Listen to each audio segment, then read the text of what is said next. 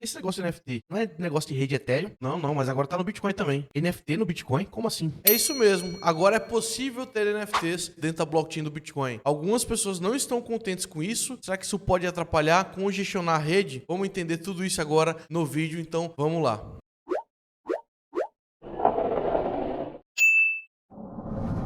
Olá, ricas e ricas com cripto, tudo bem? Matheus Braga aqui, mais um vídeo no canal e hoje nós vamos falar sobre algo polêmico e do momento, NFTs na rede do Bitcoin. Sim, é possível, algumas coleções inclusive estão migrando do Ethereum para o Bitcoin e antes que você diga, Matheus, o Bitcoin não foi criado para isso, eu concordo com você, mas eu vou te provar que é possível criar NFTs na rede do Bitcoin e não só transacionar pagamentos, transações financeiras, mas também JPEGs, vídeo, áudio, música, então preste atenção aqui para você entender exatamente o que está acontecendo e o futuro da rede do Bitcoin está em jogo. Acontece que recentemente, em 21 de janeiro, foram criados os chamados Ordinals. Esses Ordinals foram criados por esse cara aí que você está vendo na tela, o Casey Rodarmor. Esse cara, ele criou uma ideia de numeração dos satoshis do Bitcoin, uma classificação desses satoshis por relevância dentro da rede. Calma que eu vou explicar. Primeiro de tudo começa pelo satoshi. E o que é um satoshi? Satoshi é a unidade menor de medida do Bitcoin. Satoshi é a menor fração de um Bitcoin. Então o Bitcoin ele possui 8 casas decimais depois da vírgula e a menor casa é o satoshi, ou seja, um satoshi é como se fosse o 1 centavo de real, por exemplo, que é a menor fração do real. Só que existe uma situação importante aqui. Um Bitcoin ele possui 100 milhões de satoshis e tem mais. Ao todo, o Bitcoin possui 21 milhões de unidades. Então, se a gente fizer a conta, 21 milhões de Bitcoins vezes 100 milhões de satoshis, nós teremos no final 2,1 quadrilhões de satoshis. E esse cara, através do Ordinals, conseguiu enumerar e classificar um por um. Haja satoshi, hein? Beleza. Mas o que é isso importante na prática? A teoria dos Ordinals fala que cada satoshi ele pode ser classificado individualmente e você pode, como usuário, agregar valor a ele, incluindo um JPEG, uma música, um vídeo, dentro do armazenamento daquele bloco e fazer com que ele, a partir de agora, leve consigo um NFT. E o que mais impressiona é que não é somente o JPEG ou o vídeo, enfim, que você coloque nesse satoshi. Esse satoshi ele vai ser ranqueado de acordo com a sua importância na rede. É basicamente uma classificação que o Rodarmor fez para criar uma régua de valor em cada satoshi. É como se fosse um mercado paralelo de satoshis utilizando o mesmo protocolo, a blockchain do Bitcoin. Já que o Casey ele criou essa escala de valor, imagina comigo, qual tem mais valor? O primeiro satoshi criado na história do Bitcoin ou o satoshi que acabou de acontecer nesse momento? Pela lógica simples, o primeiro satoshi da história. E é exatamente isso que ele fez para classificar dentro dos Ordinals o valor de cada satoshi. Quais são as categorias dessa classificação? Comum, incomum, raro, épico, lendário e mítico. E você está vendo na tela que a raridade desses satoshis, eles são no próprio site aí dos Ordinals, classificados pelo bloco que ele está, pelo ajuste de dificuldade, pelo halving, pelos ciclos. E aqui basicamente o que eu falei, comum, incomum, raro, épico, lendário e mítico. Se você ver o esquema que ele fez, ele coloca, por exemplo, aqui, not first set in block, ou seja, não é o primeiro satoshi no bloco, e aí ele vai classificando a sua raridade. Então, incomum, primeiro satoshi no bloco, raro, primeiro satoshi no bloco e primeiro bloco de ajuste de dificuldade. Então ele vai categorizando esses satoshis de acordo com mais itens raros que ele possui. Só que o detalhe é o seguinte, dentro da próprio site aqui, ele até mostra que o Bitcoin total, ele tem um supply de 2,1 quadrilhões de satoshis, como eu falei, 21 milhões de unidades de Bitcoin. Só que nem todos esses satoshis, eles foram já minerados. Então a gente tem no supply atual comuns 1,9 quadrilhões de satoshis, incomum 745 mil, raros 369, épicos 3, lendários nenhum e mítico 1, que é o primeiro satoshi do bloco Gênesis. Detalhe, até aqui ele fala, no momento mesmo satoshis incomuns são bastante raros. Por quê? Porque basicamente o supply ainda não foi concretizado em 100%. Então até os satoshis que já foram criados têm uma raridade elevada. Tudo bem, Matheus, eu entendi exatamente essa questão do Ordinals, do Satoshi. Mas e os JPEGs? E os NFTs? Onde é que fica nessa história? Porque os NFTs da rede Bitcoin, eles são chamados de artefatos digitais. O NFT da rede Ethereum, ele não é 100% registrado na blockchain Ethereum. Ele pode ser armazenado em um espaço adjacente, por exemplo, um marketplace como o OpenSea. No caso do Bitcoin, todos os NFTs, todos no caso, artefatos digitais, são registrados na blockchain do Bitcoin de forma imutável e se tornando descentralizado. Ou seja, na hora que esse artefato digital ele é criado criado na blockchain do Bitcoin, ele fica ali registrado para sempre, diferente do Ethereum, que ele pode ser alterado pelo desenvolvedor. Inclusive, algumas coleções estão migrando para o Bitcoin e o melhor de tudo, esses artefatos digitais, querendo ou não, podem ter sido começados pelo próprio Satoshi Nakamoto. Esse tipo de inscrição no bloco não é novidade. O que? Porque no próprio bloco Gênesis do Bitcoin, o primeiro bloco minerado, o próprio Satoshi coloca o título da capa do jornal The Times de 2008, que fala: chanceler à beira do segundo resgate aos bancos. Só que na época, o espaço de bloco do Bitcoin era muito menor do que hoje, porque o Bitcoin passou por algumas atualizações, possibilitou em mais informações dentro do bloco. Ou seja, dava para colocar um texto, mas não, por exemplo, uma grande imagem como a gente está vendo agora. Só que para resolver esse problema de pequenos espaços nos blocos que geravam congestionamento, inclusive taxas altas, o Bitcoin teve duas grandes atualizações nos últimos anos, SegWit e a Taproot, respectivamente em 2017 e 2021. Ao todo, juntando o armazenamento extra da SegWit, 3 MB, mais Taproot de 1 MB, nós agora temos 4 MB de armazenamento por bloco. E dessa forma é possível incluir JPEGs. Esses JPEGs se chamam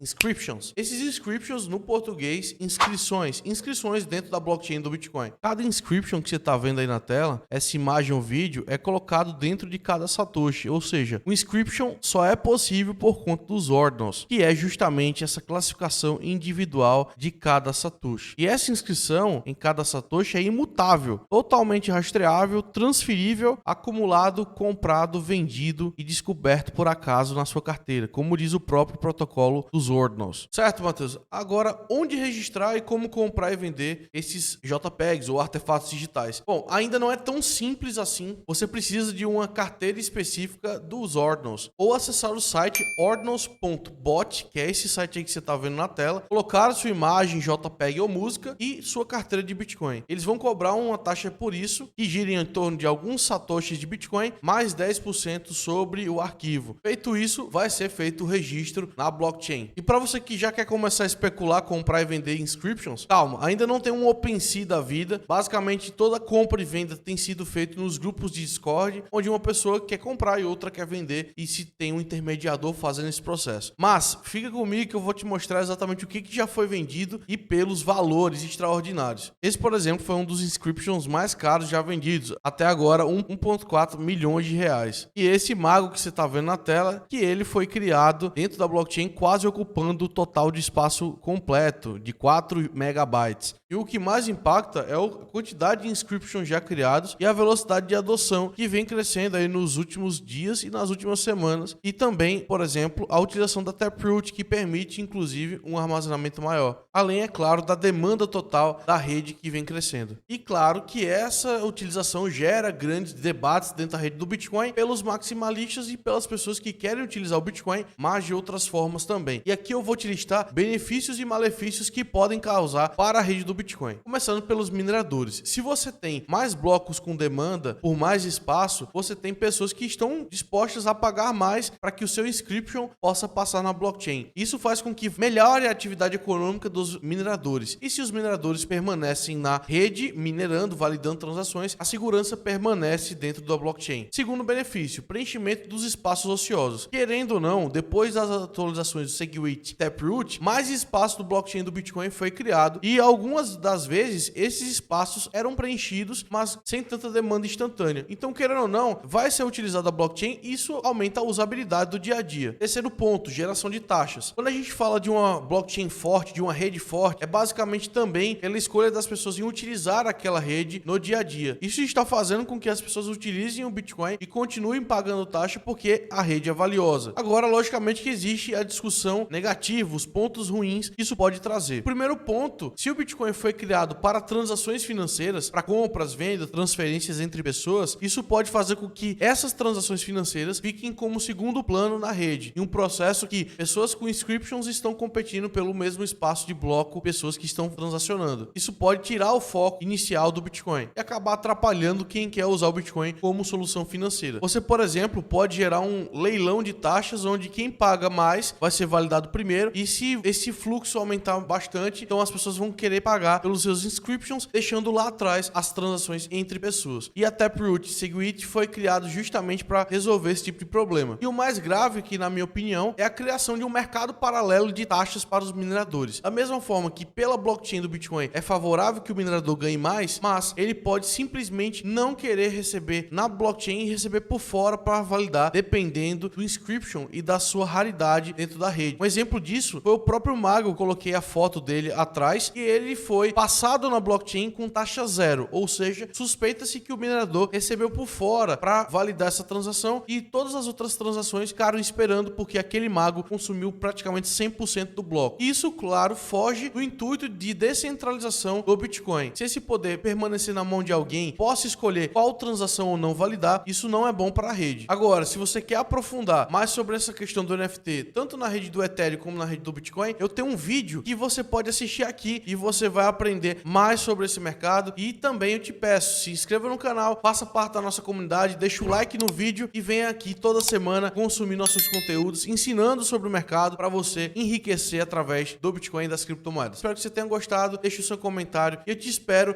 no próximo vídeo.